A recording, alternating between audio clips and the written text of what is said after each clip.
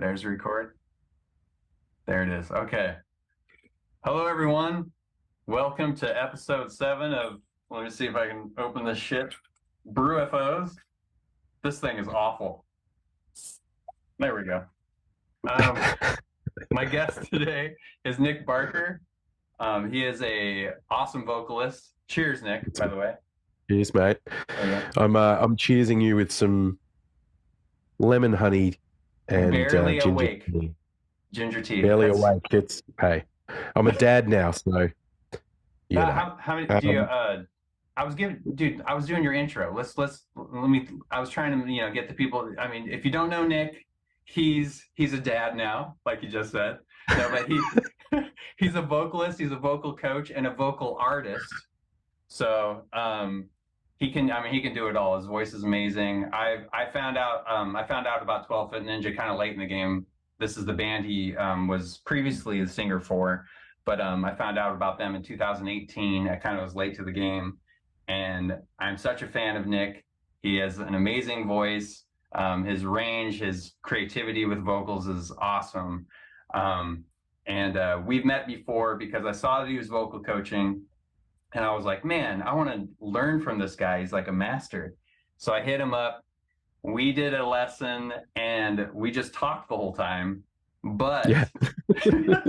but dude, it was one of the best. I've taken vocal lessons before, but it was one of the best lessons I've had. And we didn't sing one bit, but it was because we were talking about tour. We're talking about the ups and downs of tour, what you went through with your voice. And I've never really had someone to relate to in that way. The way you were talking, I had so many things to relate to with you, but I've never talked to anyone else where I really related as much. So just what you said, your wisdom with everything, your shit, but also it just gave me so much clarity. I'm like, oh yeah, that makes sense. That's exactly what I went through. And so that's awesome. Thank you for that. Mate, you're welcome, Chad. You're like I heard your voice. You sent me some things and I listened to it, and I'm like, why have you come to me? Like you're a great vocalist in your own right, man. So I was kind of a bit confused. But when we started sort of talking about maintenance and I think we kind of got into the psychology of being a singer and some of those psychological hurdles you've got to kind of get over, and conditionings and all of those things, bad habits. And for me, that's where the interesting stuff is. So that's what I'm teaching primarily, is vocal connection rather than just being a singing instructor, so to speak. It's more about kind of assisting a person to have a much deeper relationship with their own voice, and their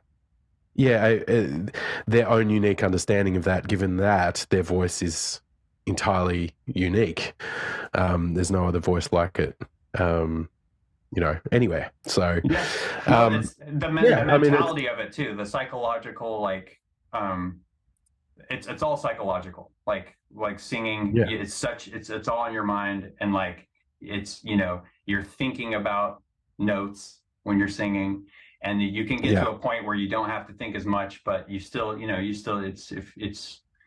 your skill or whatever, it's what you're doing, so you got to hone it in. But just go ahead, sorry. I can no, it's tough because you've got to be that halfway point between being engaged with it and mindful of what you're doing, but at the same time be able to be detached from it enough that you're not kind of overthinking things, and you're not scrutinizing so much that you make awkward decisions. Finding that place can be, in and of itself, a very difficult thing to learn, and it took me years to do that. But yeah, and that helped me. But it was a pleasure to have you when you listen, mate. Yeah, just saying. No, thank you for thank you for what you've taught me just from sharing what you've gone through. So, and and I hope people hear this too that, want to sing or whatever. And they're like, dude, I got to go to Nick. And you should go to Nick because Nick knows his shit. Thank you. Yeah, dude. So like, let's just, get it out of the way. Just Yeah. talk about some 12-foot ninja. Yeah, man. So, yeah, I was saying I found out about you guys in 2018, and I think I found out that you toured North America before that. So I was like, Yes. and then the pandemic hit, and I was like, oh, I don't know if I'll ever see these guys. And now you've Yeah, left 12-foot Ninja, so I I have. won't be able to see you with them. If Probably not. but I'm glad I have some live videos, and a lot of us, we can go look at the music videos you guys have done and all that. But Yeah. so can you go ahead? Yeah. Go ahead. You first, man. Sorry. I was just so like I know you're doing the vocal coaching stuff right now, but like, so what's your deal? What are you doing now? Like, what's going on? Is it just vocal coaching, or what's your focus? Yeah, at the moment it is. I mean, I'm also I'm working with some working musicians on a whole range of things like lyrical composition, melodic composition. A couple have come to me for just stage presence techniques. I've put myself in this situation where it's like pick my brain. I wouldn't call myself a deep repository of knowledge, but I've had a lot of experience, and if any of that experience can be used to assist someone, then have at it. And so I've kind of just put myself out there. Sure, I'll help with vocal technique, and I take students through exercises and all those usual things, but as aforementioned, it's more about the connection with your voice than it is about being an athlete, so to speak. But there is also that kind of the athletic side of, maintaining stamina through a tour, maintaining a positive mindset so you're not defeating yourself when your voice isn't functioning as well as you want it to in the middle of a 10-week tour. All of these things I've had to kind of go through and deal with. I've been through a lot of adversity with my own voice. A lot of it self-inflicted. I mean, I smoked for my entire time with 12-foot Ninja. Oh, wow. Yeah, I was a smoker for 29 years, and I've been out of it now for 4 years. It'll be 4 years in July. Holy shit, man! Congratulations! Wow, thank you, dude. That's hard to fucking quit, dude. Oh man, tell me about it. And I've tried many times, but yeah, I wasn't always like. I wasn't the angelic student, so to speak. I wasn't the ideal kind of, consume the correct diet, always hydrated, well slept, perfect model of a singer. I'm quite hedonistic. And it's only because, genetically, I'm hedonistic. I think I'm a mosaic of family lines that are quite, they're all hedonistic as well. So I do like to, party and that kind of thing, or did. Not so much anymore. I've got a kid, and it's hard to party when you got a kid. And fortunately, she was the main motivator for me to actually stop smoking. I think that's what really enabled me to just get over that line, really. But yeah, I mean, doing touring and everything, you end up in this kind of professional drinking lifestyle. Others would call it alcoholic. Those in the industry call it professional drinking.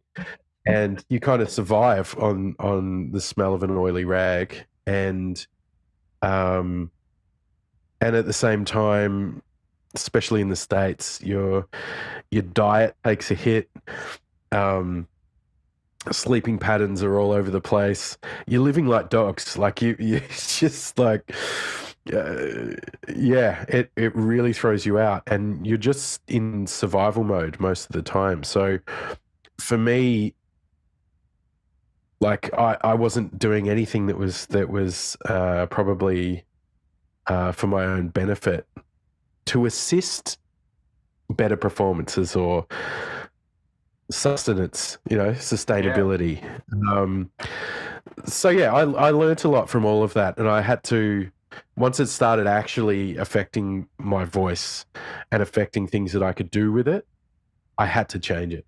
I had to change what I was doing and routines and those sorts of things. And one of the biggest discoveries I made was mindset, really. And I'm not going to continue after having said that word mindset. I'm not going to continue as a wellness coach. The mindset thing was more, if I'd wake up in the morning, usually on tour, what I'd do is I'd check in with my voice. So I'd use a bit of falsetto and go, ee.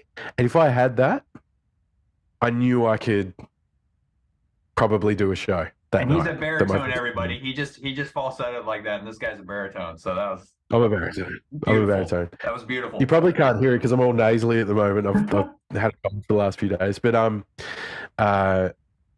so I check in with my voice of a morning. If my falsetto is working, then I pretty much know that my voice is going to be all right for that night. But of course, night after night of shows with only a few days off in between, you do suffer fatigue, and some nights you go harder than others. And there'd be times when I'd wake up in the morning and I'd go to check it and I get, and all of a sudden, like, my brain would just descend into panic, and I'd be kind of in this heightened state of awareness for the rest of the day, just like, oh, is it going to work?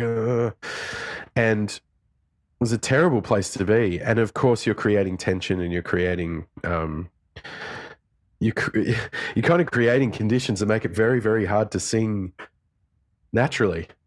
And so by the time you get to a sound check or a line check or whatever, you're already tense. And then you get to the gig, and sure, adrenaline comes and it hits you, but you overcompensate. So you use your voice harder than you normally would, and that does more detriment. And you end up sort of becoming this self-fulfilling prophecy of this isn't going to work.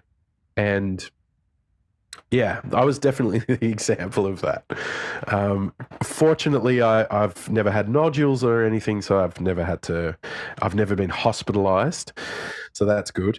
And before that could happen, I started shifting the way I was doing things and started actually seeking help, seeking support for it. But yeah, so anyway, my education now is sort of more based around that. It's more just around awareness of it and what's going to help and what's not going to help, and just trying to help other peers maintain their voice so that they can just get on with it and have a good time. That's pretty much it.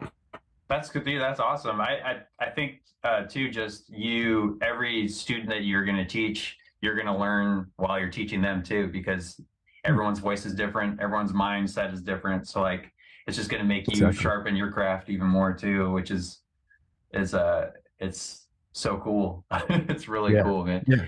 And so it's awesome. Are you gonna look to ever be in another band again? Are you gonna do any like solo stuff, or what's in the future for you? I'm always writing, so I'm still writing to this day. And whenever I get the time, I mean, time's quite a scarce commodity these days. And I'm also, there's some other things happening. So I'm helping my dad build a website at the moment, and for his music and art. He's in his 70s and wants to just have some stuff up online so that people can listen to his legacy and everything, which is cool. So in between lessons, I'm helping him, and I've got a daughter. So yeah, the spare moments I do get, sometimes I'm motivated to work on some music. Other times it's the last thing I want to do. I just want to veg out and go down a YouTube rabbit hole or something and just, be talked at for hours. But I have been writing music. So yeah, I'm intending eventually to release some things. I've been approached by a couple of bands to get involved, but they haven't really kind of been my thing. But I haven't had any offers that I've thought this is great. Let me jump in. Yeah. But I'm open to that too. A lot of people probably don't know that I'm even, open to it because I'm not very public. So I'm not good at constantly updating, my followers on Instagram Yeah. what I'm up to any given day. I'm just not that sort of person. I'm so immersed in what I'm doing. I don't even think to kind of go, hey, actually, yeah, I should probably grab my phone and go, oh, this is me doing this thing. Yeah. So it just doesn't occur to me that it's even interesting enough for me to do it. It's not even a thought.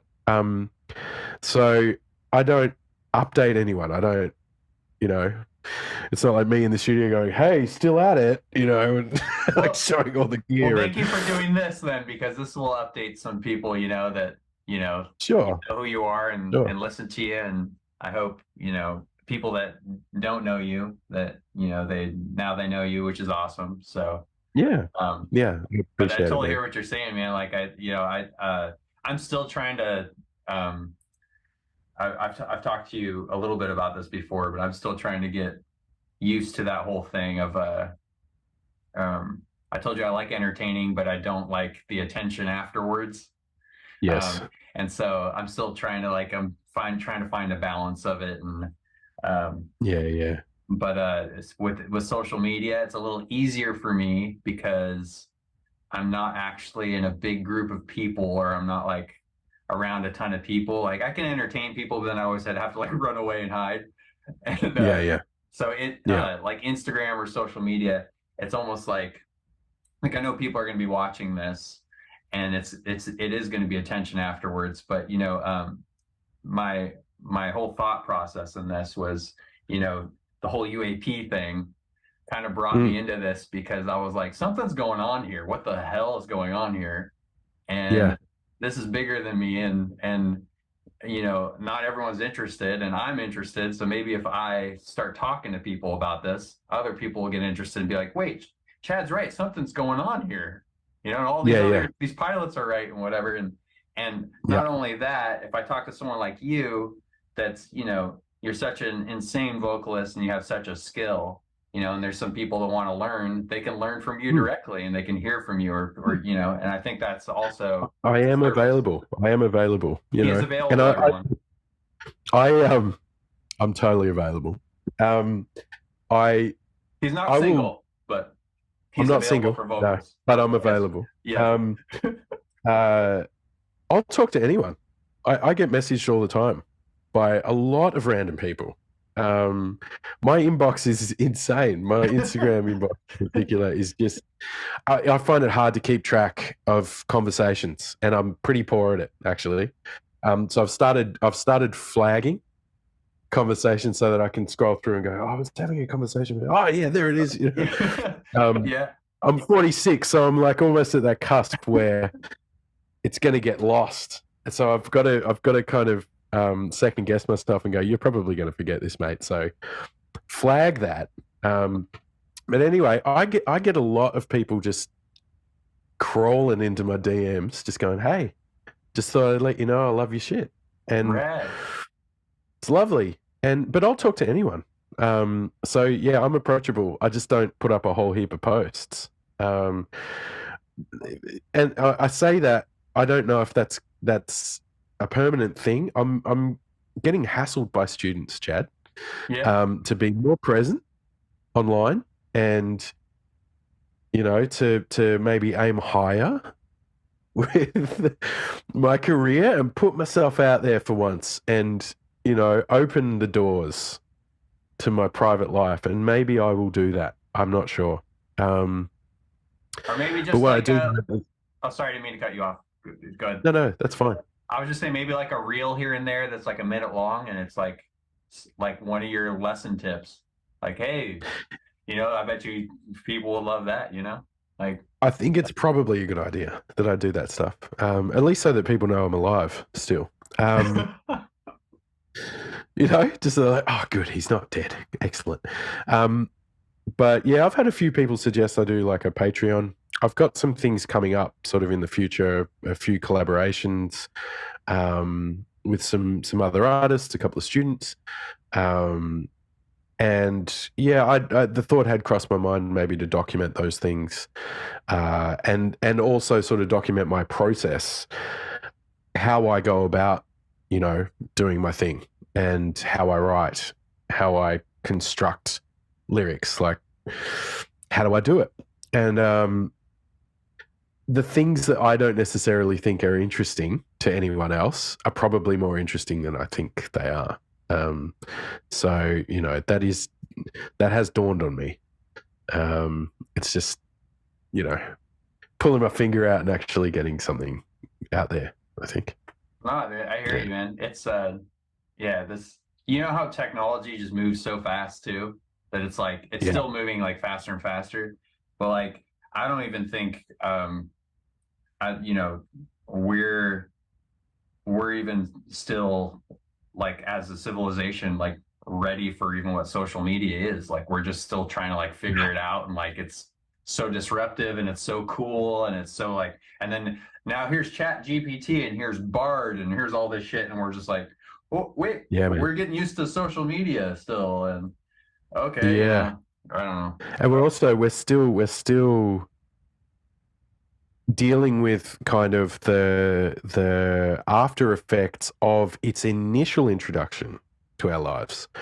So years later, how that has translated into mental illness and like mental health in general, how it's impacted us as a civilization.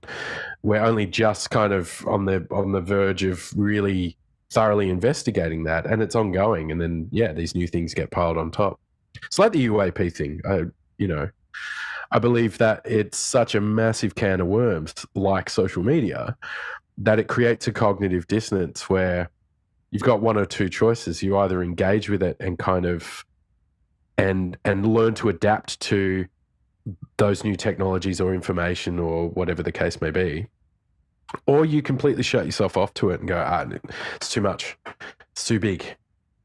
I think a lot of my friends would rather just send each other memes and have a laugh than, get into politics, like discuss politics online and that kind of stuff.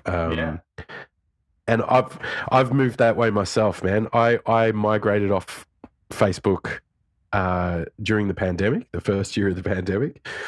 I used to like put up posts that were kind of semi-political, because I am politically minded, but I'd kind of wear my heart on my sleeve a little bit and kind of go, hey, this is going on, and I think this is a thing, and you should read that, and think about it.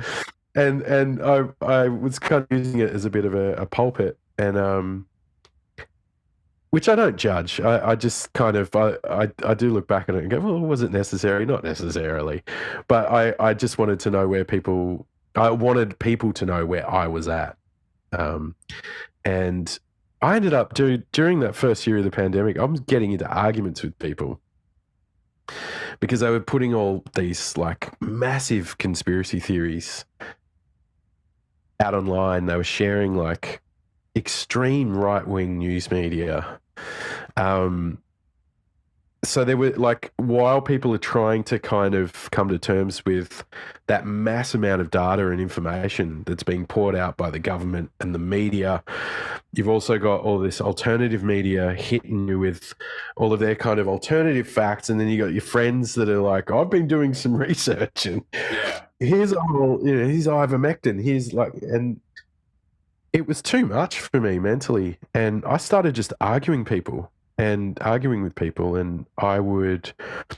to this point where the debates were like a drug for me. So I'd wake up in the morning and the first thing I'd do is check Facebook to see if anyone had a reaction to one of my reactions, and not realizing that the algorithm is kind of geared that way. It's outrage driven. So the more I'm reacting to outrage driven media, the more the algorithm's going, oh, he likes that. Let's give him more. Yeah. So Yeah. I'm seeing all of these news articles from right-wing media that I don't align with,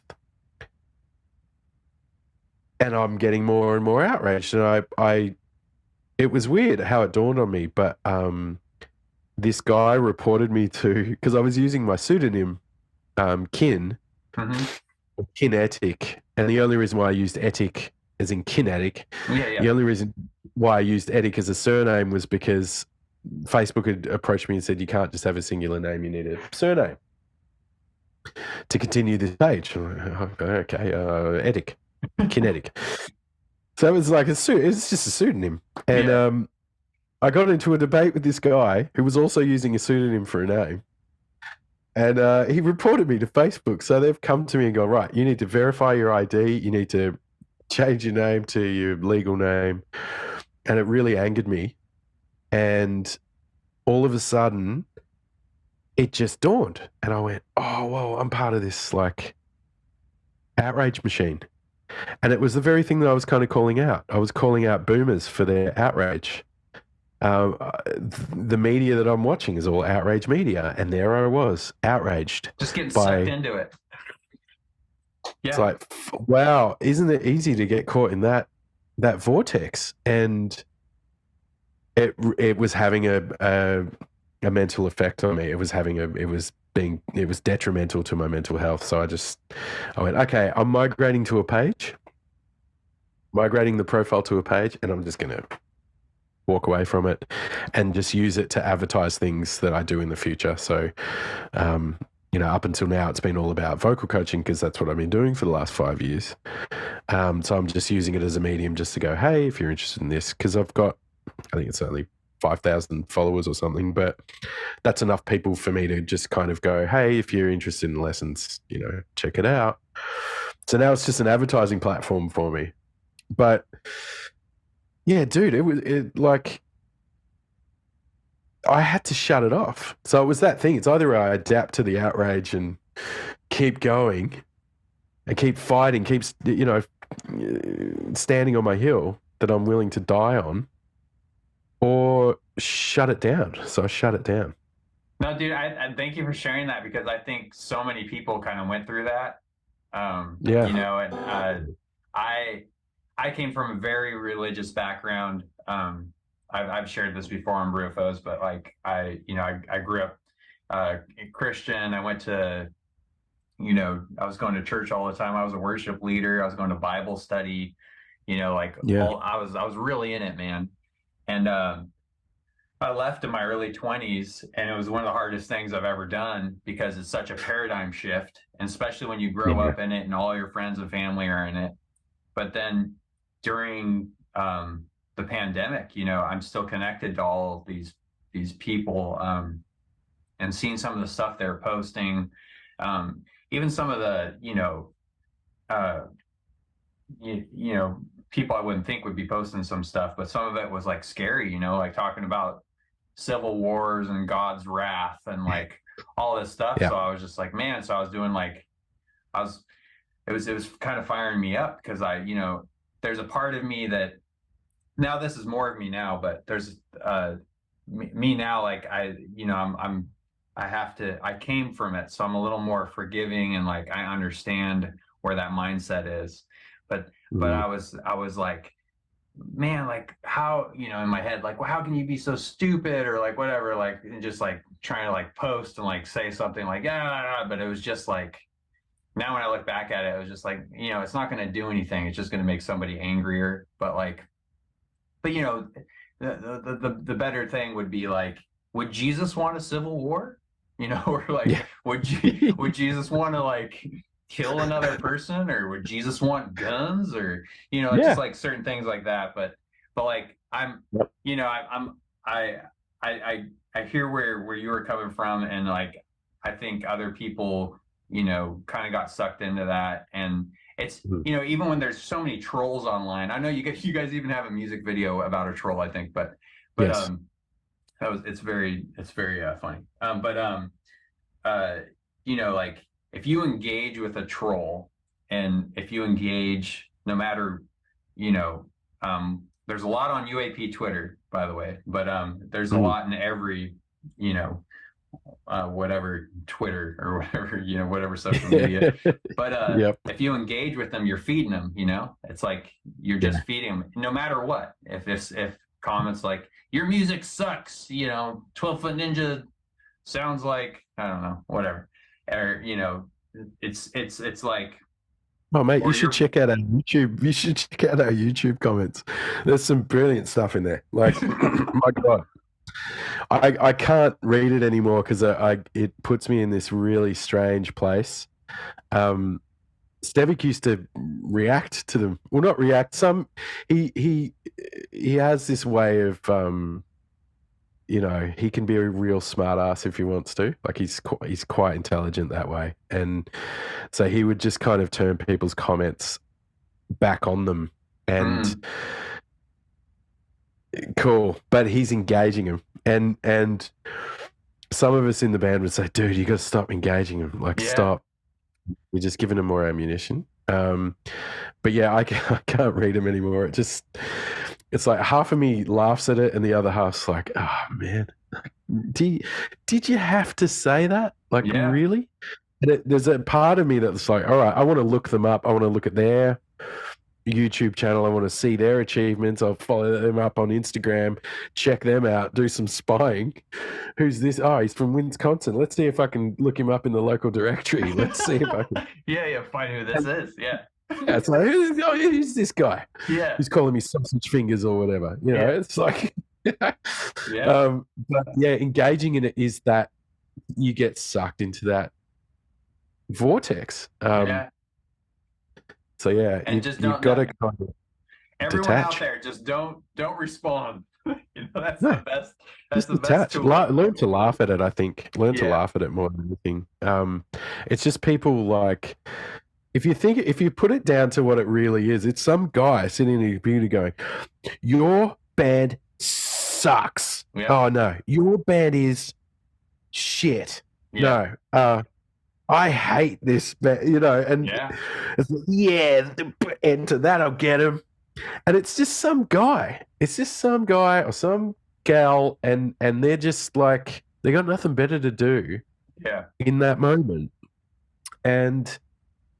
If you kind of put it in its place and see it for what it is, like if it has an effect on you, it's only because you've allowed it to. You know. But I mean, for me, I'm in a mental health space, man, where it could go either way for me. So I just don't put myself there, because on any given day, if I look at it one way, I might go, "That's hilarious. Who's this guy?" Another time, I might read the same comment and go, "All right, I'm gonna get this guy back. I'm gonna retaliate." So I just don't want to engage. I know that of myself, so it's like, well, why would I put myself there? It'd be the same as, you know, I'm not a soldier's bootlace. I'm not a fighter. I'm not built that way. So it'd be like someone like me joining up to the army and go, "Right, I'm ready to fight." You know, I'm not ready for shit. I'm not ready for that. So why would I put myself in a situation that I'm no way inclined to be able to deal with? So yeah, I think you've just got to disengage with certain things. And I think it's also it's compassionate not to engage in a certain way, because like it's you know, if you're not feeding it too, like that's probably the best thing you could do for that person. Exactly. Yeah? And exactly. Actually, dude, I watched one of your interviews recently, which was because I had to do my research, dude. But it was the RRGB podcast. Yeah. And you guys were touching on a lot of stuff. It was cool, but like you brought up religion for a second, and you were just talking about like, you know, why do you need a God to be a good person? Or like, why do you need why do you need God to have compassion, or why do you need a Jesus to tell you, or whoever to tell you to be good to people and stuff? And like, Yeah, um, it just, that really struck me too, because that's what I've been telling people as well. But and coming from that, and then realizing that, like, what, like, I don't need something else outside of me to be compassionate to my fellow man and woman, or it's like, exactly. um so um Yeah. That it's an interesting thing because I went to a couple of religious schools. My earliest education was at an Anglican school, and an all boys private Anglican school, mind you, wow. where in what you would consider primary school, we had to wear shorts no matter the time of year. Oh, So you wore shorts in winter. Yeah, it's like I just even think just on that, it's what a school. But anyway, there was a lot of indoctrination there, and it was very much it was a wealthy school, and my grandpa had put me in because he had hopes for me to become a businessman or a real estate agent or whatever, and I wasn't that way inclined at all. But there was a lot of indoctrination, and once I started sort of learning to think for myself, which was kind of about 11, 12, when I started sort of going, oh no, I can actually start speaking up for myself.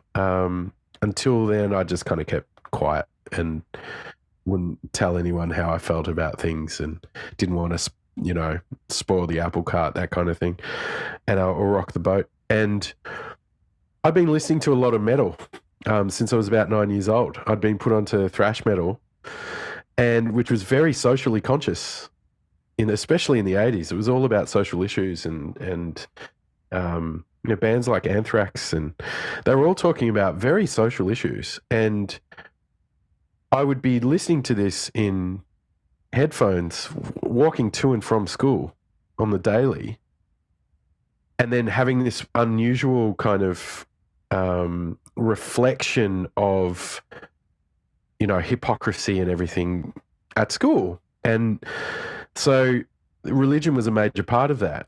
And I'd never questioned it.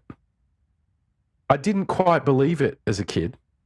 But then I was probably around 10, and I realized that the only way you could get to eat the communion bread, have the communion wafer, and drink the wine is if you claimed that you were a Christian.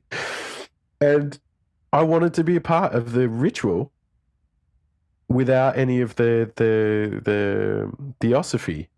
So I had said to our reverend, I think I believe.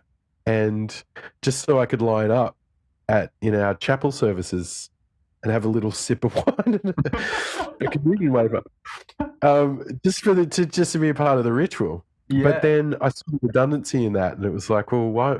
Like, I don't know if I actually align with any of this. And the reason for it was because it was very doomy. As a kid, like listening to this, this guy was brutalized on a cross, and as an example, and that whole thing, it's really, it wasn't lost on me as a kid that this is an awful story.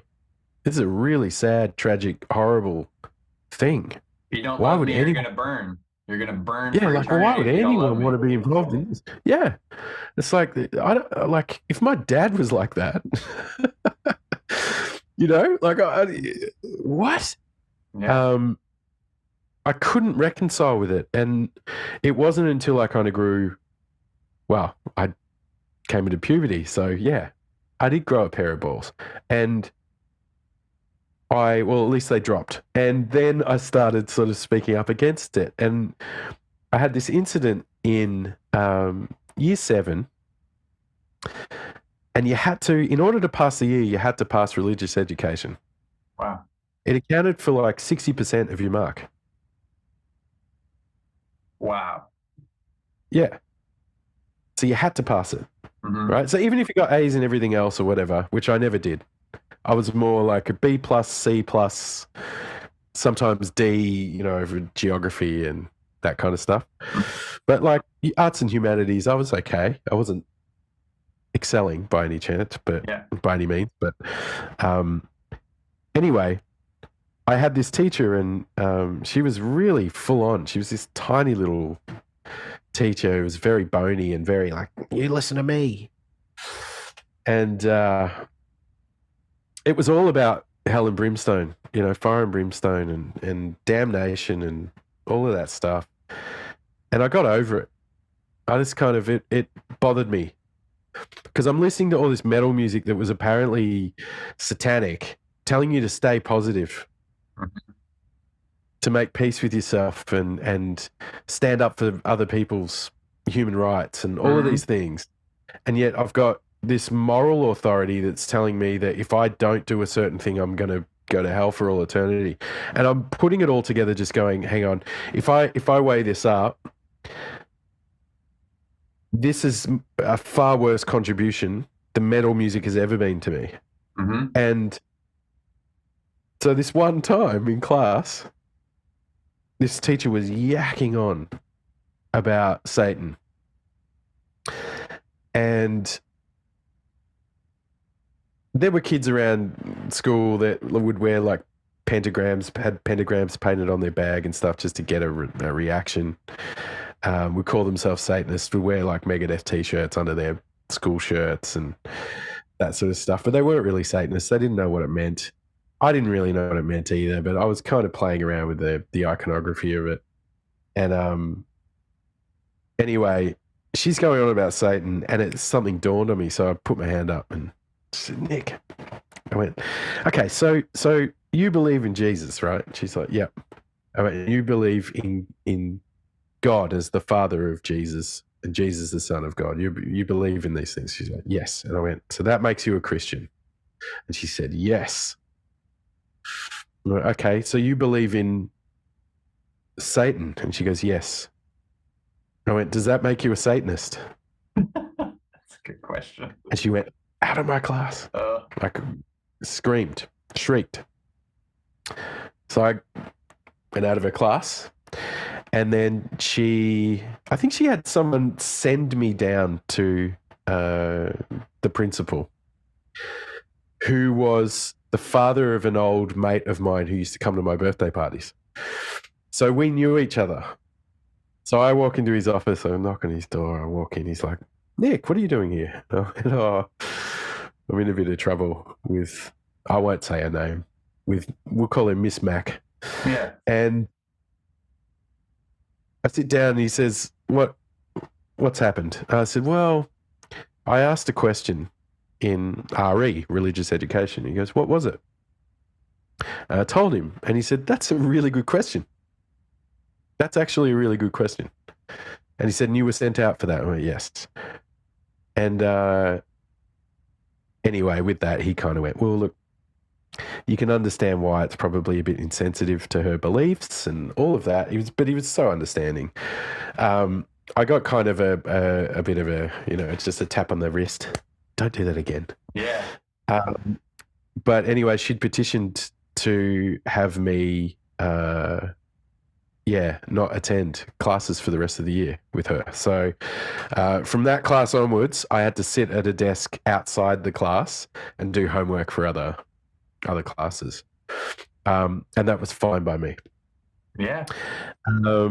But yeah, I pressed against religion in a big way. And because no one could give me answers. I just couldn't, I couldn't get any answers. And the answers weren't sufficient that I was getting. That God works in mysterious ways only works once. And then you hear it again, you're like, well, that can't be the answer for everything. Over and over and over. So how's that even an answer? Like, right. So it's the unknowable God, but God does things. So like, when are we ever going to, like, what's the point? Why do we obey then? we're never going to know, then what does it matter? And as a kid, that's kind of how you think. It's very kind of, you quite binary that way. Yeah. And if it doesn't make sense, you reject it. You go, whatever. Yeah. I'll just get on with my Dungeons and Dragons, or whatever. And yeah, I think for me, I just kind of, I started looking at God in a completely different way.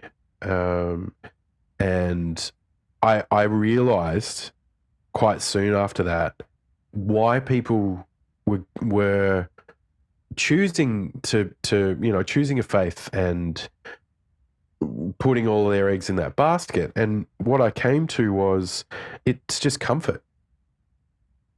It's just comfort. It's the thing that, it's like community, being a part of a community of like-minded individuals. It's that same thing. You feel supported,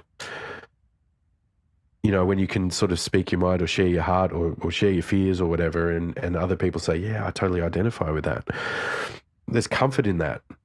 And I'd see it in friends of the family. The reason why they were going to church every Sunday is because they were there with other people that were equally as scared of life and death as they were. Yeah. And they just needed comfort in that. They needed someone that they needed comfort in the idea that life was continuous beyond the passing of their friends or loved ones. It would help them reconcile, arrivals and departures and all of those things, and help them at least simplify very existential questions. Yeah. With very simplistic answers. And once I realized that, I stopped judging it so much. I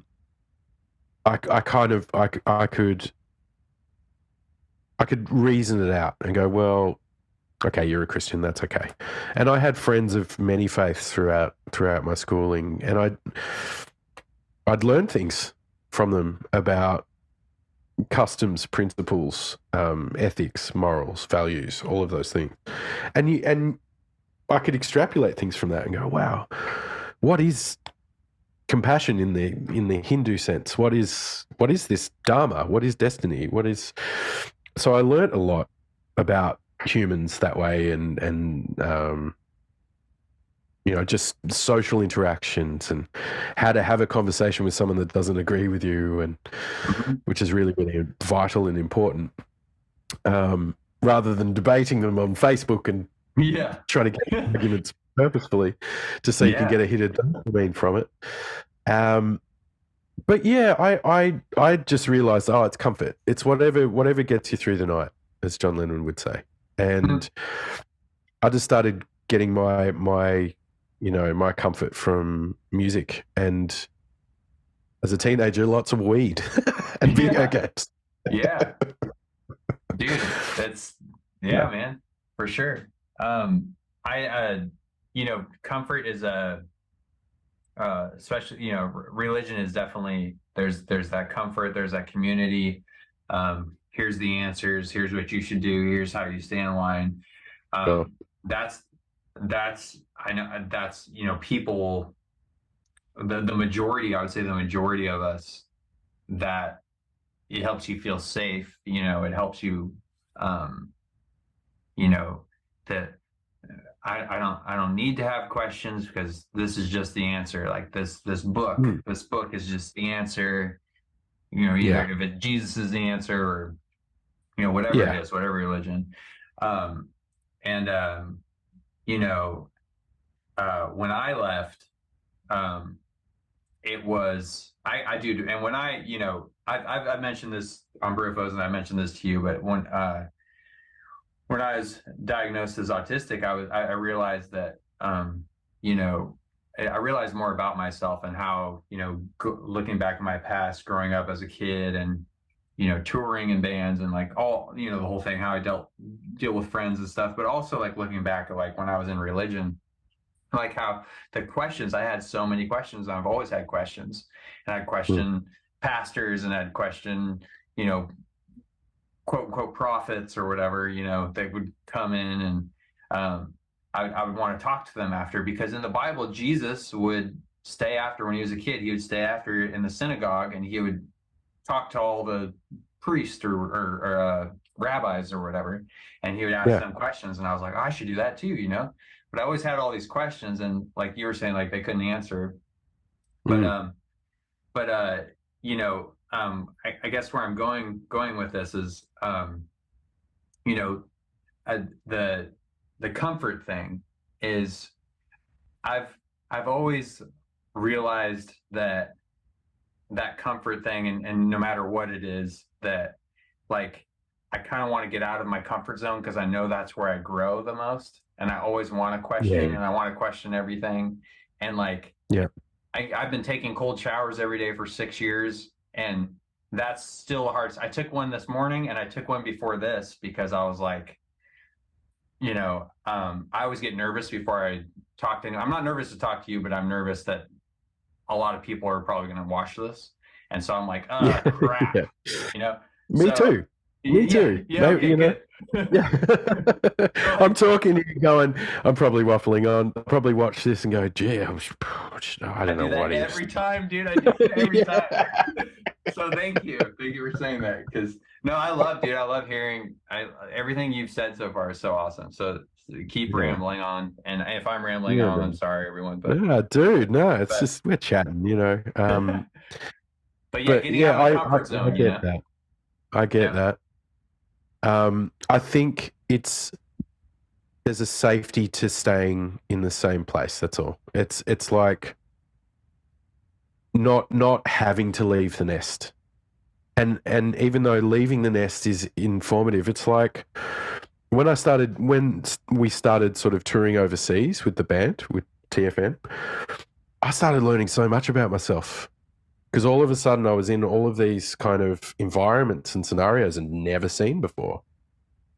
And interacting with people that are different, that think differently or act differently or have a different set of values, and having to adapt to those things. And you learn so much about yourself. And so leaving the nest has its benefits, because you all of a sudden you're removing yourself from the comfort of a scenario that's very familiar and predictable. And then you're in circumstances that aren't, and there's a lot of variance and variables that can happen, and you've got to have that kind of, it's like what my dad would call street smarts, you know, that self-awareness where you're like, am I going to be able to handle myself in any given situation, that kind of thing, and be able to think on your feet. And you grow a lot that way. Mm-hmm. And I think just in a general sense, questioning a religion, stepping out of the confines of a particular worldview, and then looking at it from the outside and kind of going, well, hang on, what is it that I actually believe? What part of this do I believe? What part is a bit iffy to me? Yeah. What are the answers that I'm getting from this that don't actually connect? And I think for a lot of people, that's the reason why that's difficult, is because they think that if they leave the nest, they'll fall into the great abyss and never return, never be able to return. Exactly. I know Christians.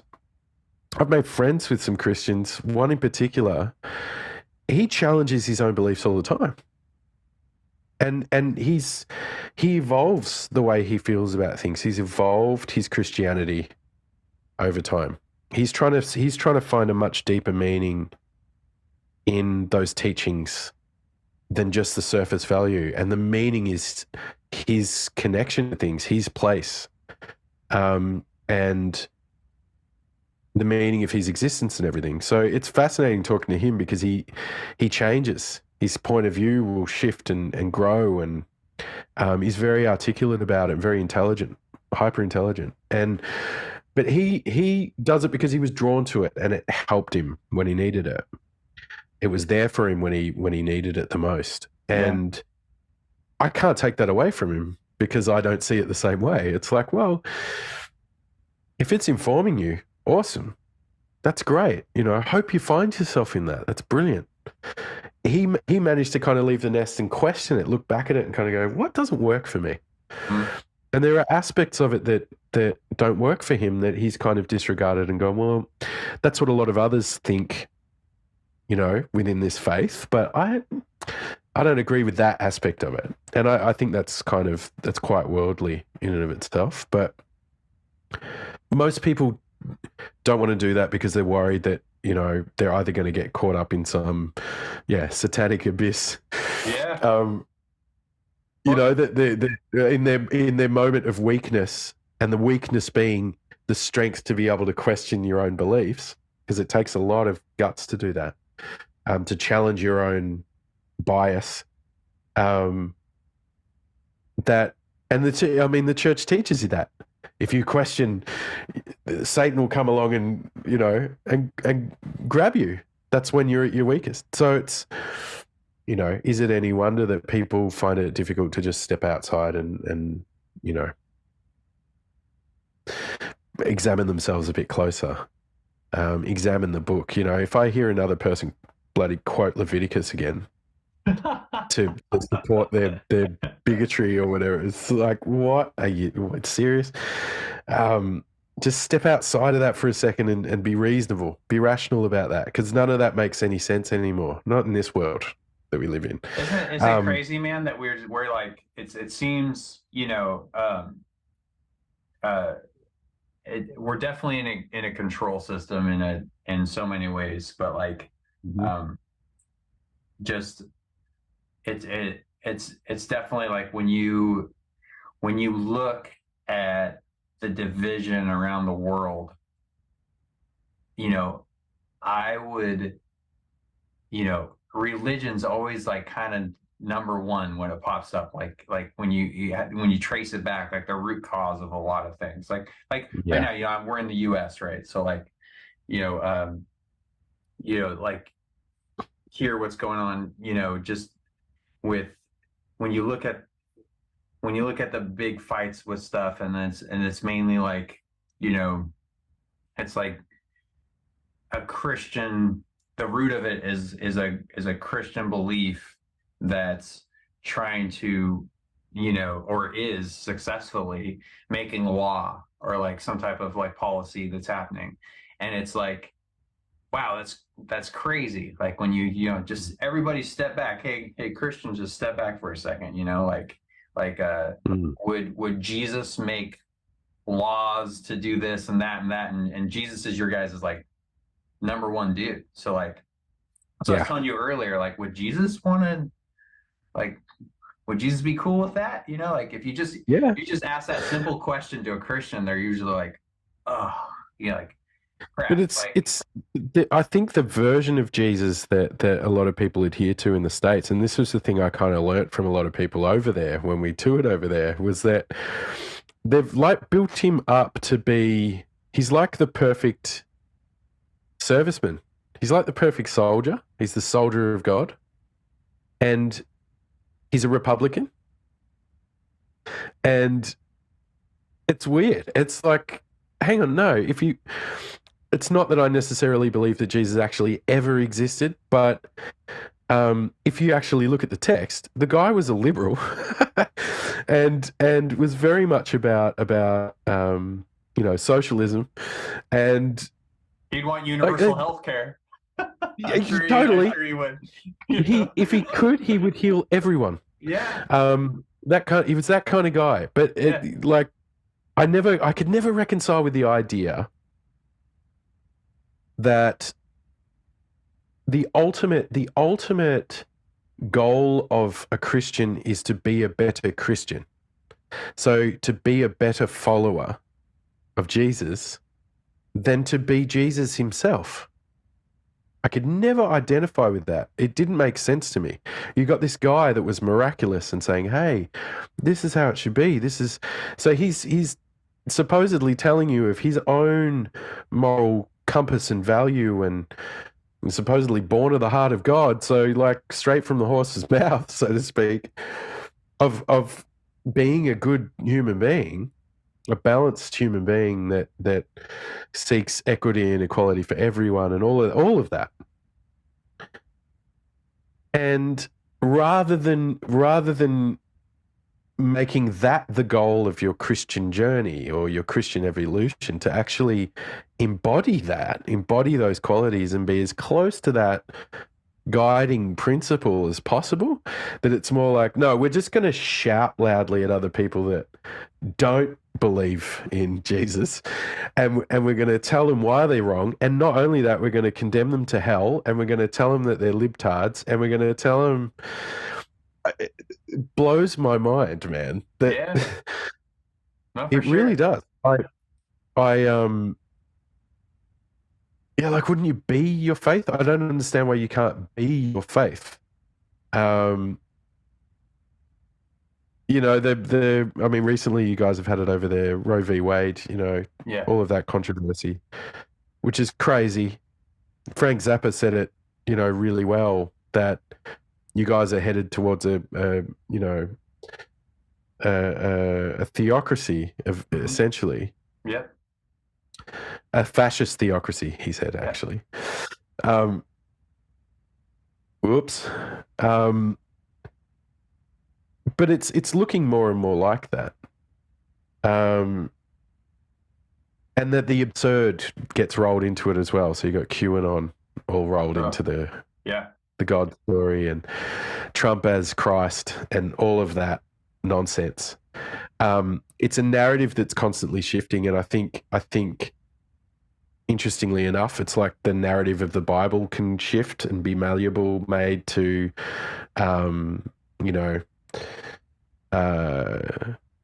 exonerate someone's worldview, you know, or be manipulated to a particular person's mandate or narrative, and weaponized and that kind of thing. But yeah, I just think, well, if it brings you comfort, great.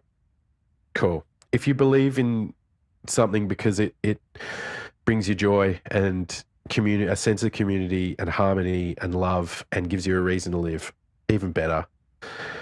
If you use it to attack people and put people down or brutalize people or kill people or eradicate people, then F you and your beliefs and your religion. You know, I just think, like, have your own thing, great, but do no harm. Yeah. That should be the first rule. Yeah, man, and that's what a lot of these, you know, like we're saying before, like these laws that, you know, you look at them, you're like, what's the root of it? And it's doing harm. And believe what you want to believe, but once you start making that belief, you know, affect other people, that's when it starts getting pretty shitty, you know. And that's when I want to draw the line. And, you know, that leaving Christianity, that's the biggest growth that happened. I mean, it was hard, man. It was hard. And, you know, and I imagine there's probably, you know, friends and family that are gonna watch this too, and, like, you know, and I know, like, you know, I was in it, man. I, like, you know, I wanted to be a youth pastor. Like, there's so many things, like, that, you know, I was really into it.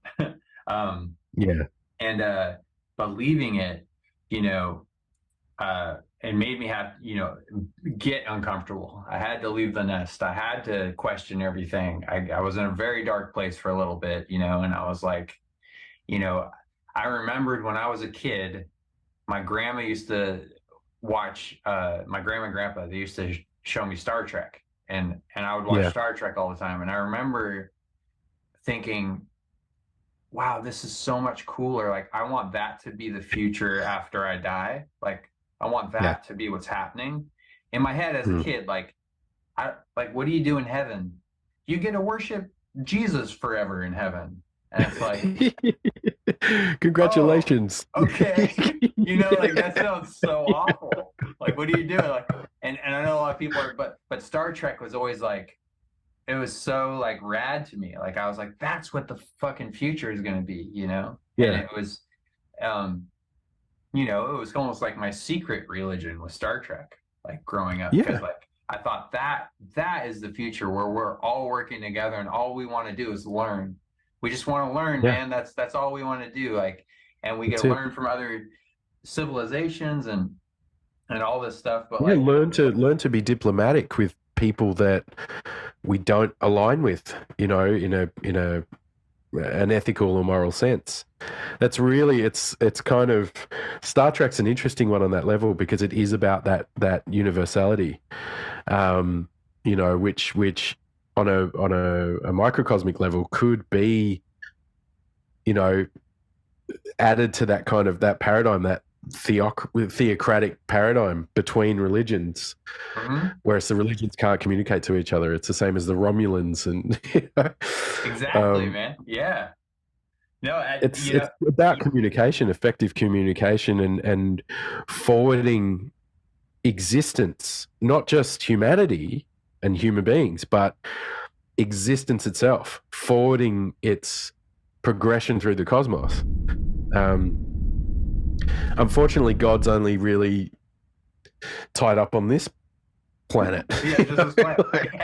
But that's what that makes you think as a kid, you're like, wait a second, and so like I'm so glad I had that because, Yeah, just, and there's so many episodes. I mean, the writers on Star Trek were amazing, but like they go through all these different yeah, things and it makes you question things. And they had stuff with like data and artificial intelligence with the next generation. Like, yeah, and it's stuff that we'll probably have to start thinking about pretty soon here, yeah, like do we yeah. kill it or is it, it's like, I love, and you're like, do I delete it? Like, what do I do? Oh no! Yeah, it's like, I Destroy, love you, destroy. Yeah. yeah. Like, who knows, man? But dude, we got to talk about UFOs, UAPs, because Please, before we go, I know please.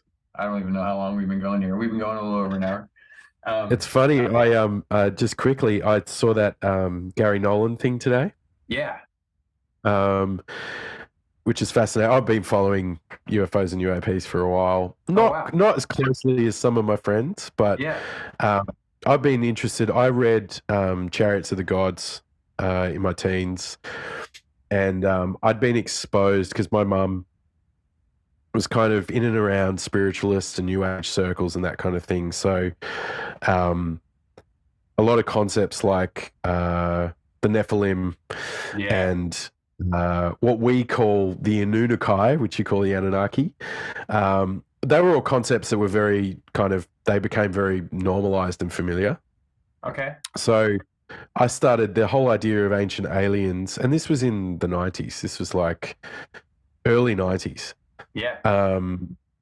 I started reading about all of these things because I was just fascinated about them, which then led me on to like, conspiracy theories, Montauk, Project Bluebeam, all of that Yeah. sort of stuff. So I've been kind of watching it, not as closely as I used to, because I used to be obsessed with it, but Yeah. and then that became kind of a bit of a hazard to my mental health.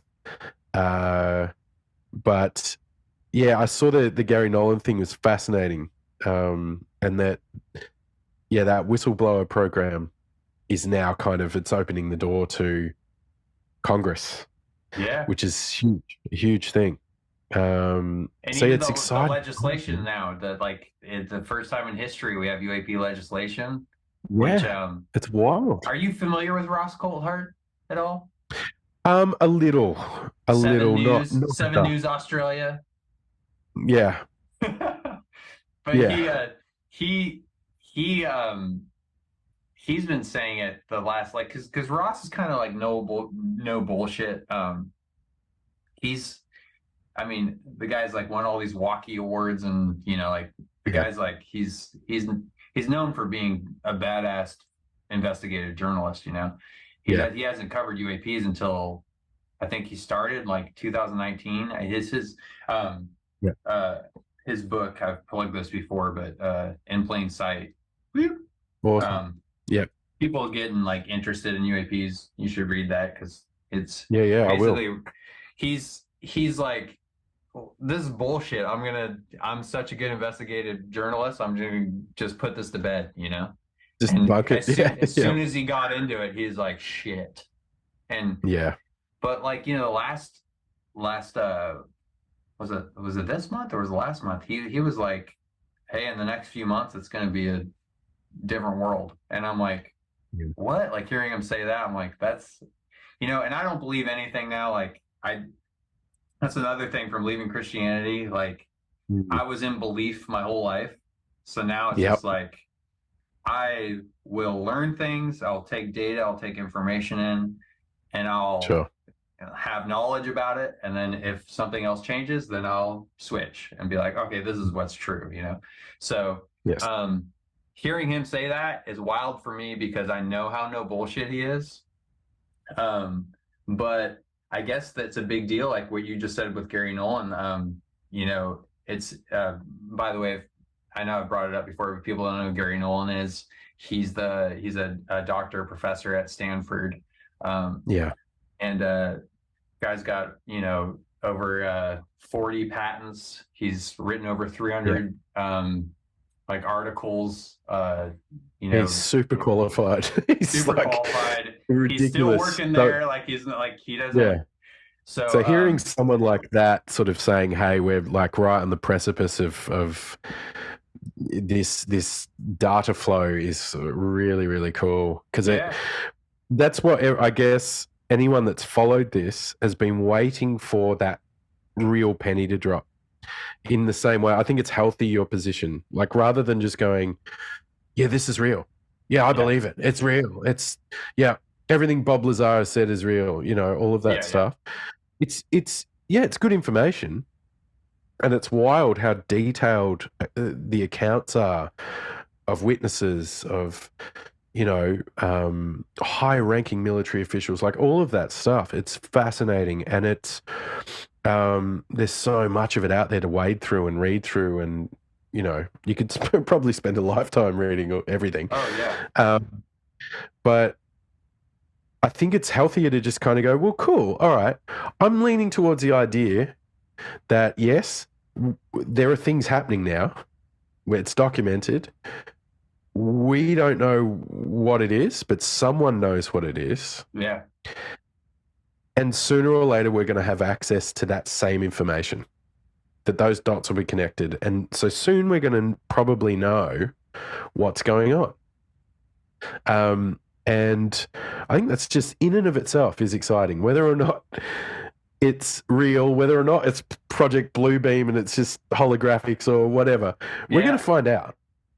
Well, dude, so yeah, the wild thing is too, is like, you know, hearing this pattern too, like, I've posted a few things about this, but like, you know, there's been multiple people now saying a lot of the reason it's been kept from us is because of higher ups within the DoD were really Christian.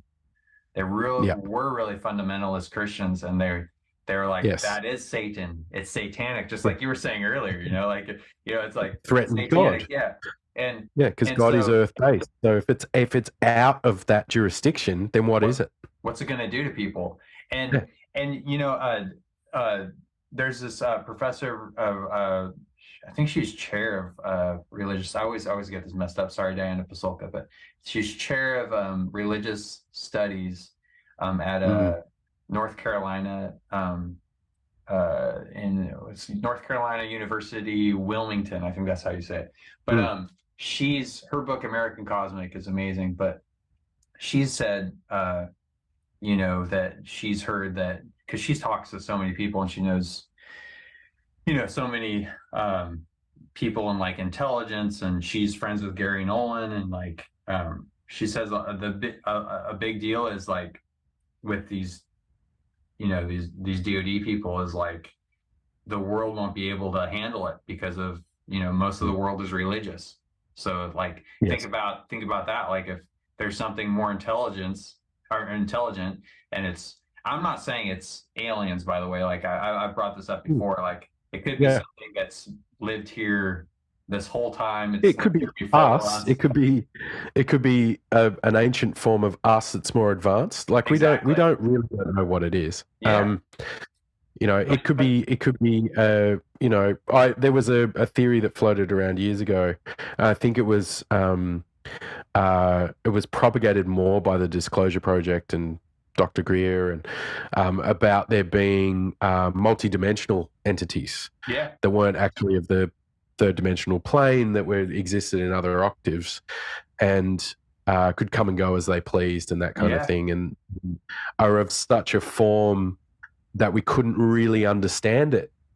You know, that we wouldn't be able to actually make sense of it in our Yeah. current structure.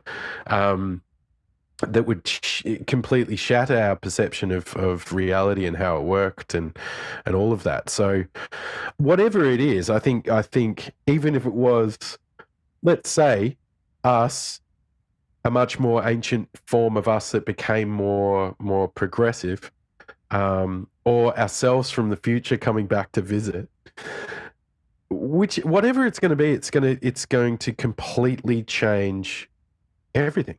Yeah. And what's like when I hear it's just weird, man. Like when I hear someone like I was just saying, like Ross or Gary Nolan, Ross Coulthart or Gary Nolan, or Mm.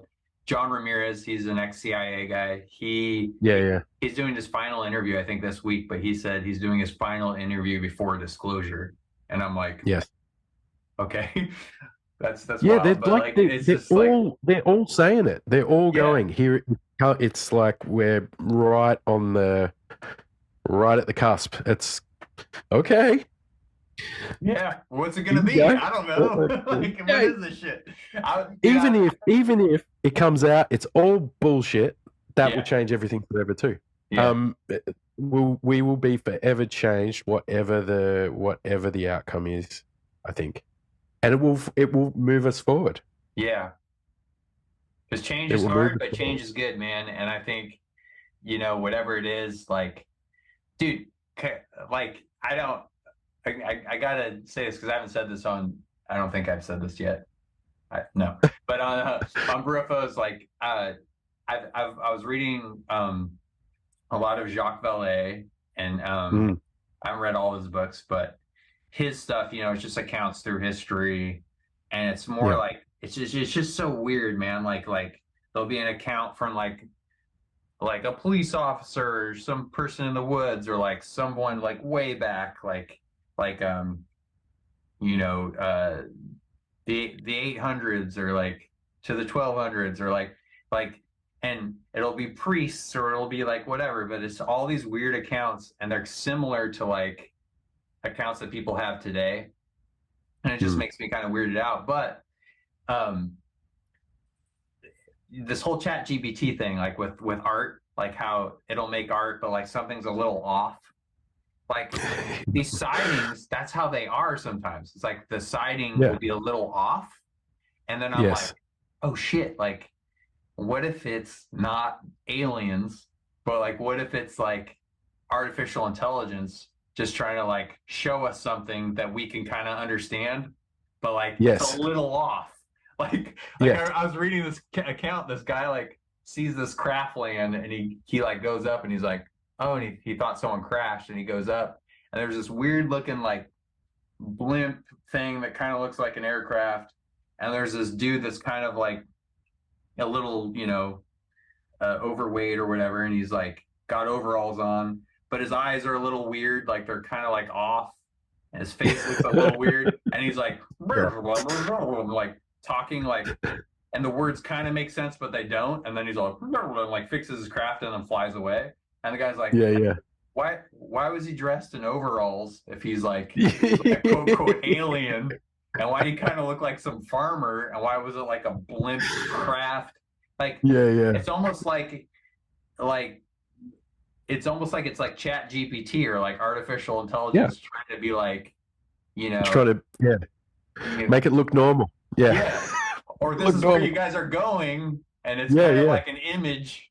Here's an image or a video that your brain will see that like, So you can yeah, get I it. don't You know, can man. grasp it. Yeah, it's possible. Weird. And I kind of like the fact that we're in that age now, which is great. It's like we're about to see this incredible explosion of growth and new things, new dimensions, new paradigms, new frontiers. We're right there. Yeah. And we're right at the forefront of new understandings too. Yeah. The advent of quantum computing, being able to like find a cure for cancer, Yeah. all of those things. How to reverse aging, like actually reverse it in a very real, literal, biological sense. Yeah. Aging someone from 100 back into their 20s, like we're right there.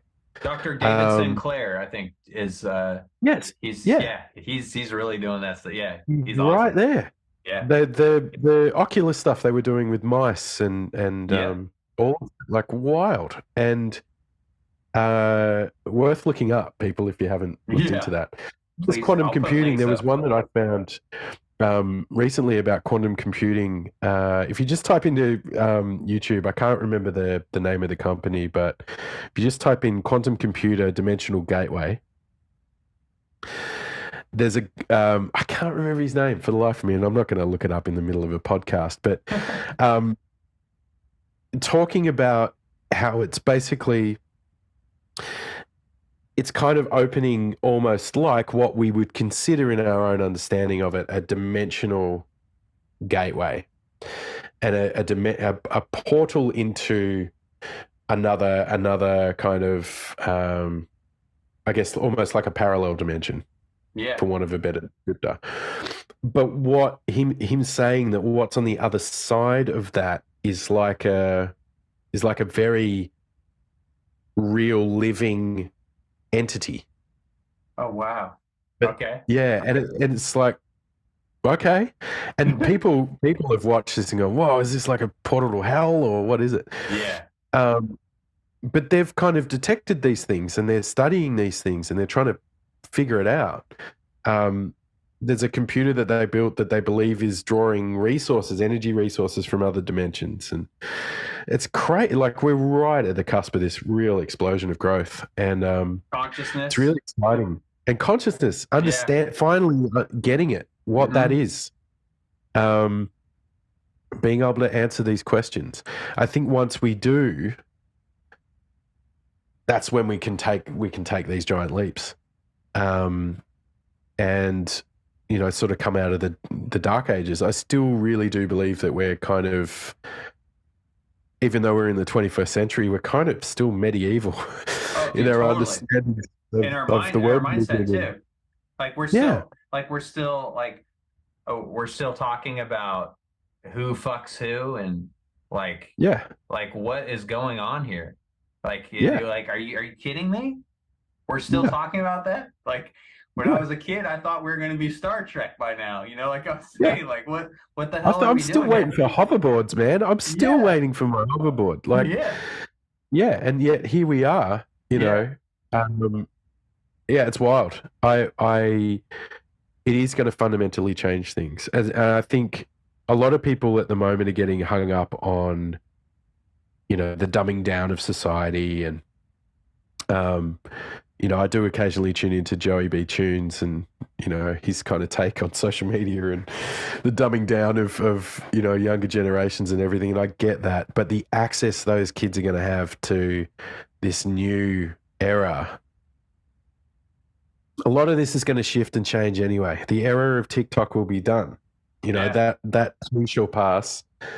We're moving into this new, completely unknown paradigm, for better or for worse. I think my own perception of it, and of course I hope I'm right, I've got to be invested in my own projections. But I don't really know squat. But I would hope that it forwards us towards being a proper galactic citizen, and if we are in that scenario where there are other civilizations that are perhaps existing in higher planes of existence or whatever, that we can become a part of that community, as human representatives. Yeah, That would be living the Star Trek dream. That would be be awesome.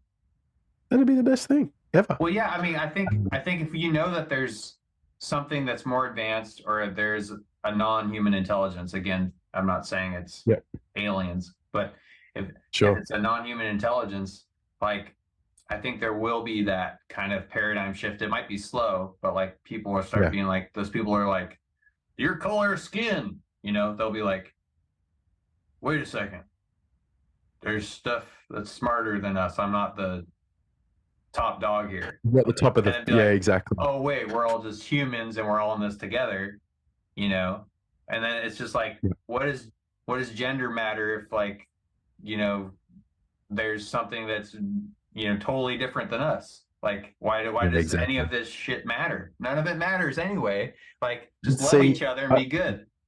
Exactly, right? Yeah. And I think the worst is yet to come, though. I think we should always consider that it's going to get worse before it gets better. Yeah. And in my mind, I only know this because people are just so adherent to the book. Yeah. We probably, if there is that discovery, be that aliens or the other, whatever it is, yeah, there will be a religious or theocratic backlash against that as part of Revelation. Yeah. That it's satanic, that it's fallen angels, as you mentioned. It could actually be such a disruptor that there's a very real insurrection against that growth and that expansion of knowledge. Because I mean, if you look at just the moral code itself, it's not progressive in nature. It doesn't grow with the times. It's just it's malleable with the narrative in order to extract money out of people. Yeah. But it doesn't evolve as a belief structure. It's very much set in a book of guidelines that is very ambiguous. Yeah. And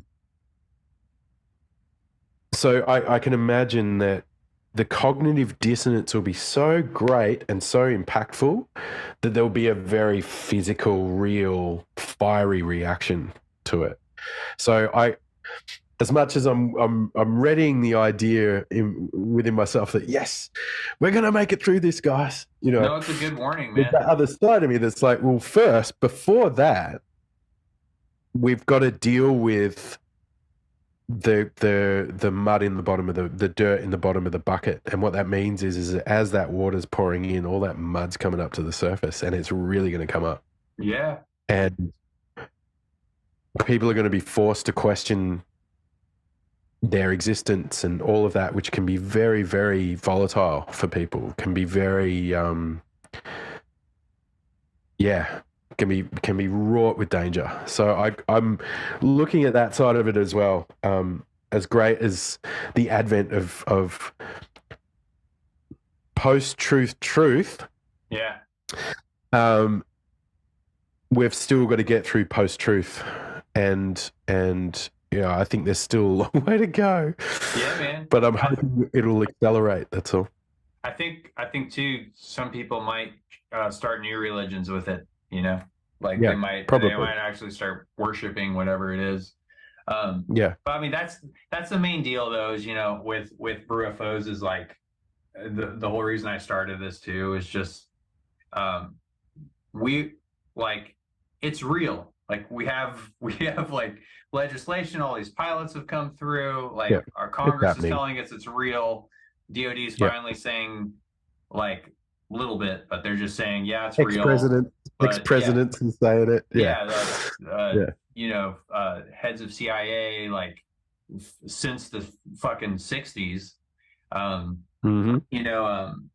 Actually, my next episode is with Graham Rendell, and he wrote this book that's I didn't know Foo Fighters was a UAP term. I just thought it was the band until I read Graham's book. But Yeah. It actually was really, it made me, it took me out of my comfort zone because all it is just account after account from the Five Eyes. And it's like, Yeah. there's, Australian pilots, captains, like there's a British, like, American, Canadian, like all these people just, it's just their straight up accounts that they had to like Mm. write and then, turn in or whatever, or they're the head guy, so they have to like document it or whatever. But when you just read Yeah. page after page, it was kind of like it gives me this eerie kind of feeling. So I had to keep putting the book down because I was like, ugh, like if everyone could read it, which I know it's hard because it's really dense, and no like no shade to Graham, like it's just data, and like when you read it, it starts to build this picture it's you can't really question it because there's too many sightings from all these different countries.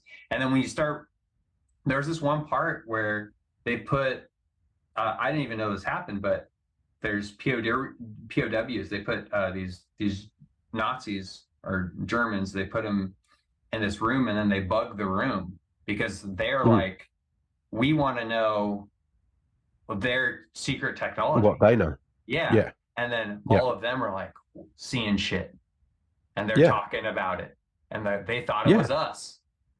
And it's like, this is the 40s, dude. This is 1940s. Exactly. And when you hear that too, it's like, it's not just the Five Eyes. It's fucking it's everywhere. It's and Japan, it's like, India. Yeah. It's it's going to affect everyone. And I think what I'm fascinated by too is that it seems obsessed. Whatever these things are, they seem obsessed with military technology. Yeah, with our military installations. Nuclear, they're fascinated by that. That's where they're mainly hanging out. Do you know anything about Pine Gap?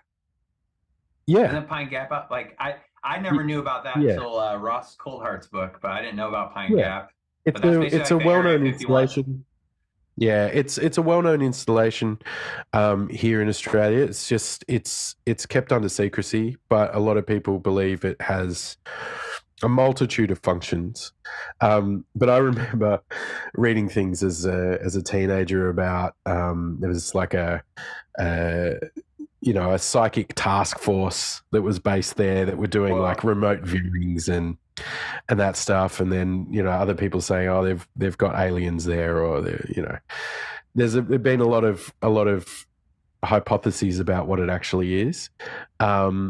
It's probably just an intelligence installation, probably ASIO. I'm not 100% sure on that. But yeah, it's very much in the zeitgeist. It's just no one talks about it. Yeah. It's a bit like HARP. It's like, it's there on the periphery and you go, yeah, HARP. Yeah. Because if you go too far into it, it's like, is it manipulating the weather or, is it? And that's a whole other, that's a wormhole. It's the same. Is it a psychic task force that are doing remote viewing and stealing, top secret information from other intelligence agencies worldwide, all that stuff. It's like, who could ever possibly really know? Yeah. And if you're into sort of Tom Clancy novels or whatever, then yeah, sure, maybe there's an interest there for you. But you can get lost in the hypothesis of these things, and yeah, I myself, dude, when I smoked a lot of dope as a teen, I used to love reading about all of these things. It's just like you get immersed. Wow. I remember my brother got into the Cometa report. Okay. Right into it, and the Cometa report was the same stuff, collation of data from a whole heap of different government agencies about UFOs, and I think it was from the 60s, I think, from memory, but I could be wrong. But we were getting into all of that stuff, and you just wanted to absorb everything. Once I stopped smoking dope, I started kind of going, well, that's cool and all, but I could be in this for forever, just constantly hypothesizing. Oh, the truth is out there. Yeah. I don't want to. I don't think I want to.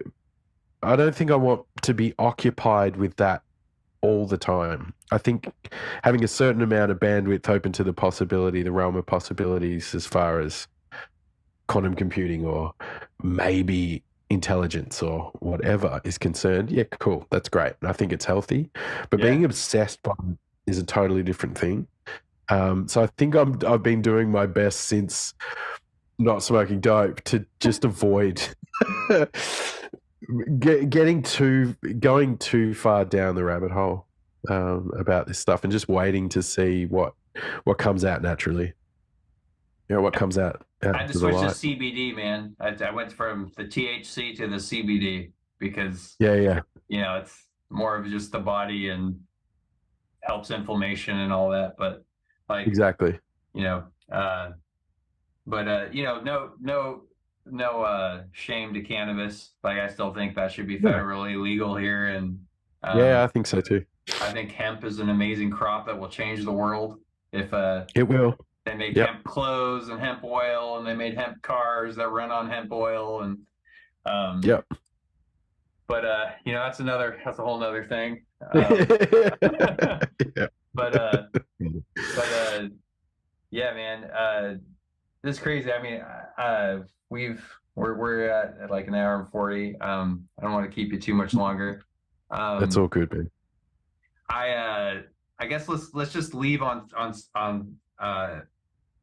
this. I've never been to Australia. There's two of my biggest fears are zombies, which will not happen. And I love zombie movies, man. I love horror movies, but I know that they won't happen. But I still have zombie nightmares to this day, where they're just eating me. I occasionally have them too. Oh, it's awful, dude. I have this reoccurring one where I'm a kid and zombies are coming to and I'm like living in this house that's just like the old Night of the Living Dead house. And I go in the house and I go under the kitchen sink and I close the cupboards, and all the zombies come in and their feet are walking around. I could see it through the crack, and then the cupboard opens and then I wake up. But the second thing I'm afraid of is fucking crocodiles. Mm-hmm. And I know you got a shit ton in Australia, and I've never been there. And I didn't know there are.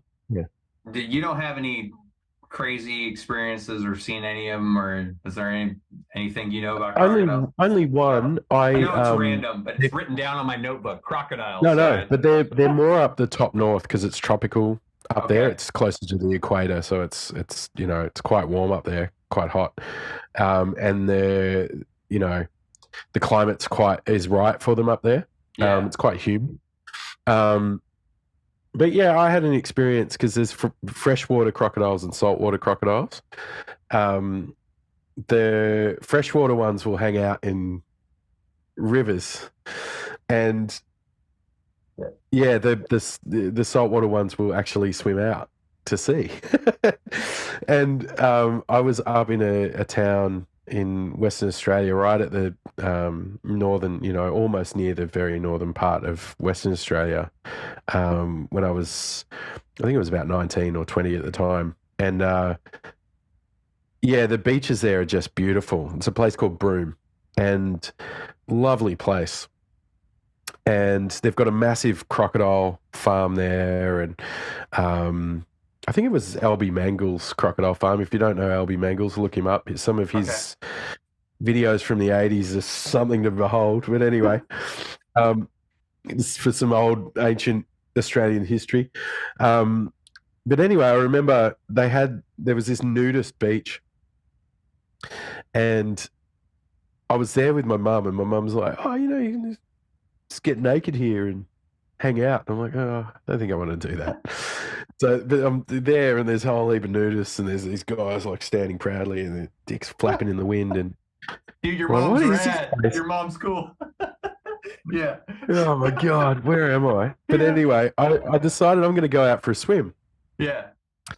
And it was weird actually because the ocean over there, it's like, yeah, you get rolling waves and everything, but it's not a usual coast where it's not like big swells. It was quite calm. And I went out there and had a bit of a swim.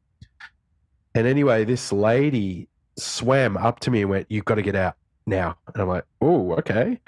And I turn and she's like, "No, no, no, no, no." And she pushes me forward. I'm like, "Okay." So we move, we get out, and this other guy moves, and this other guy moves. I'm like, "What is it?" And she points, and there's this saltwater croc, like right in front of us, just swimming across, just casually, like swimming. Wow. Meters away. Meters away. And luckily she'd seen it. She just saw the shadow and went, "Oh, okay." So she just swims across where people are waving others out, "Get the fuck out." And yeah, they just kind of swim out. What if hang they out. were out there with you? You would have been a snack, huh? Probably. Oh my God. Probably. Was it big or could you just not really see it, or did you? Most likely big. Like Yeah. they get very big out there. Like I know you've got large alligators. Our crocodiles are. It's something to behold. Like double. Yeah. Far out. And oh yeah, once they got you, you're gone. That's it. Yeah, dude.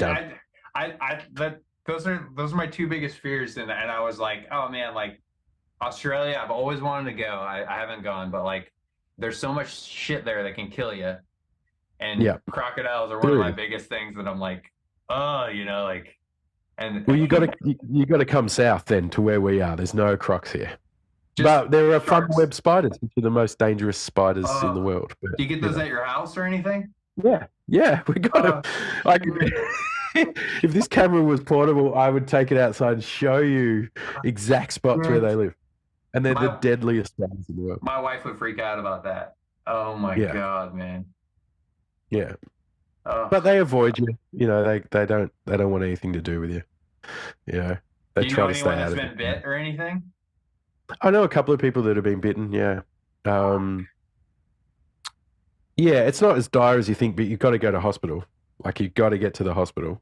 There's anti-venom, there's all of those things. There's ways of treating it. Yeah. You're right. But there are some species where they're quite remote. And if you're out in a remote location and you don't have access to like a hospital, you're like, good luck to you. Yeah. I think the worst was in the 90s. There was a new species. It had probably been around for a long time, but it just sort of came up on the radar, and it was the white-tailed spider. And all of a sudden, it was around the suburbs. Yeah. And they're these little white spiders. And basically their venom would cause like what would look like acid burning on the skin. And your skin would just, it was petrifying. So I remember sort of as a my late childhood, early teens, I was petrified of these things. And you'd see them everywhere. Anytime you look at a log or something.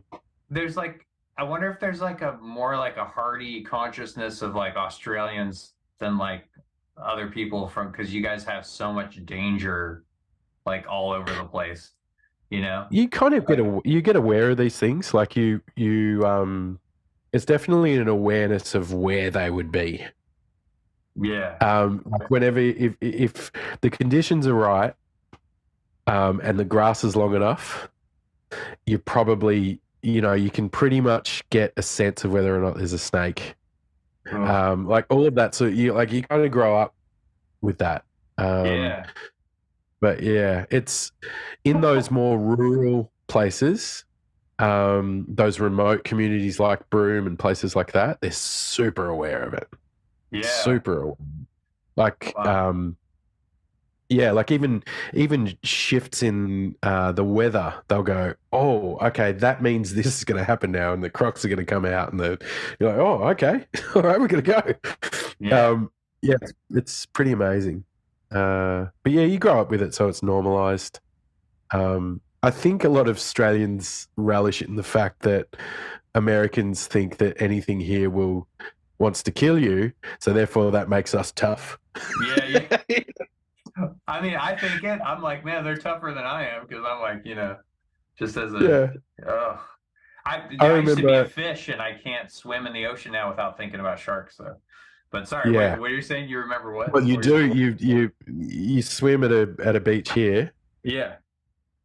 Like especially an ocean beach, because we've got bays, right, where you swim, and sometimes you get sharks in the bays, but a lot of bays now are netted off and all of that. But if you swim at ocean beaches, yeah, there's probably sharks out there.